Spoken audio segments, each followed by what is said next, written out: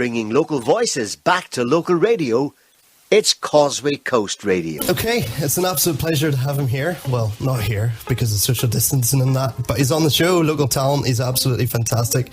Shane Rodgers, thanks for joining me. Hello, how's it going? Not too bad. How are you in all this? Not too bad, trying to stay busy and in these times. We're all sort of in the same boat. What does a day in the life of Shane Rodgers look like in lockdown at the moment? Well, then the life for me at the minute is just carrying on with my music and writing a bit more. I've also been trying to keep up with exercise and fitness. I've been out cycling throughout the mornings and stuff. So lovely. You're actually just back from a cycle today.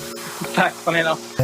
So, as a musician, how have you been finding it? You've just said you're spending more time writing music and stuff, but have you jumped on the live stream game? There's obviously quite a few DJs doing it at the moment. And yeah, I've been doing a lot more live streams and trying to connect with the audience and stuff and seeing what they think of my music and stuff. And it's been really fun. It's been really fun doing the live streams, and I've actually been in conjunction with a couple of organisations, the Gas Yard Fila in Derry. They've done their live stream, so I've been a part of that, and that was really good fun to do that. Class. Now, I played the single on the radio show last week, and I keep mentioning you as from being Villa Port Stewart. Now, we all love Villa Port Stewart on a Thursday night, but that's not the only venue you've played in across the Causeway Coast, is it? No, I've played a lot more. A couple to name would be, I played Me and Mrs. Jones just up the road from Villa. I do a lot in Derry as well. There's a few venues called the Bentley, the Kosh, the Gate Bistro. So I do that whole circuit around there. And I also play in a duo with my girlfriend Holly called Luna, and we do every Friday night in Macfelt.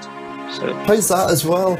I'm throwing you off the bat here, but how's that going working with your girlfriend? Do you find, are you writing music together, or? Yeah, we've been writing a lot more music together, trying to break that kind of seal and writing together, because it's very hard to write with someone else. It's a lot more challenging. Now, we have you on the show as we've got a brand new single out that I love. I've mentioned it I've actually played it on the radio show last week. It's your debut single, but you've been involved in music obviously way before this came to release. Yeah, it's great having my own single out here at the minute. It's great to hear everybody's opinion of it, and it's actually been in the making for quite a while. I think it was about 3 years ago I wrote Emmeline, and it's only been brought to light now. As you know, we've talked before, I study music as well in Derry, so it's given me that push to kind of release more music and get it out there. How did the single sort of come about? Obviously you said you started to write it 3 years ago.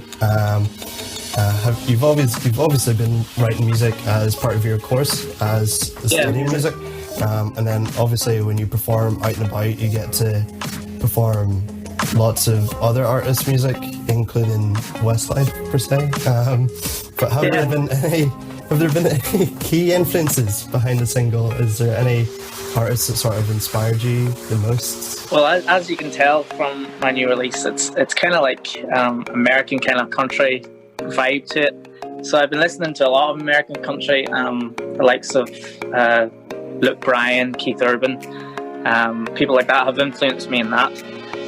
But I kind of like the aspect of creating different styles of music, if you know what I mean, instead of sticking to one kind of genre. Yeah. So that's where I kind of get my inspiration from. Because I also like John Mayer. I'm a die-hard John Mayer fan. I did an interview a while back, and the guy that came on, he's actually a major John Mayer fan. Yeah.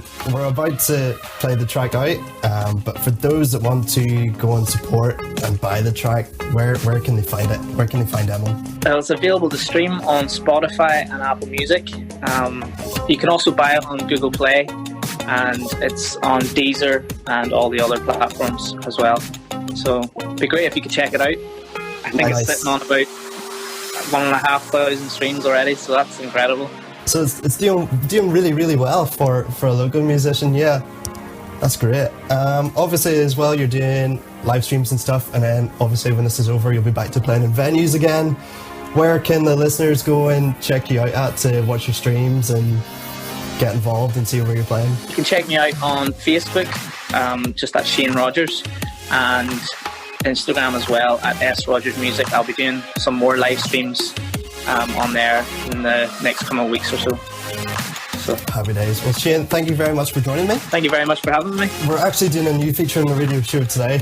It's actually quite a trial. It's 3 cheese at 3. Now, I'm going to ask you to... It's throwing you off the bat completely here, as I didn't mention this, but the idea is at 3 o'clock, we're going to play 3 absolutely really cheesy songs of any genre whatsoever. Now, obviously, I've heard you perform Westlife tracks before. That was partially my doing. Yeah. I would say I had a role to play in that. But is there any absolutely cheesy track that you want to hear later on? Oh, I'm guilty of a bit of McFly, to be honest. McFly? Whoa. Yes. What a throwback. That's really thrown out there. Well, definitely. I grew up with Busted and McFly, and they were just the pinnacle. You know what? What about Year 3000? Will we settle on that? Yes. By Busted? Definitely. I'll play that out after 3. In the meantime, this is it. It's a Shane's new single. This is Emmeline on Causeway Coast Radio.